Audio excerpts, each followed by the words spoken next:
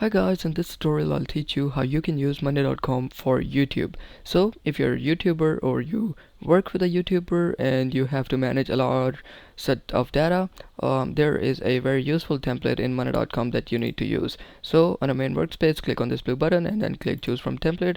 Here you have to search for planner, and then you have to select this template called social media planner. You have to click use template, and basically this template allows you to manage or plan all of your social media including YouTube, of course.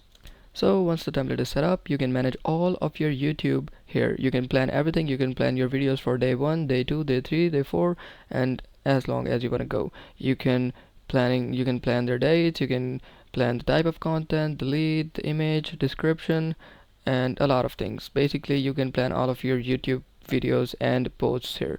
So guys, this is how you use monday.com for YouTube. I hope this was helpful. We'll see you in the next one. Thanks.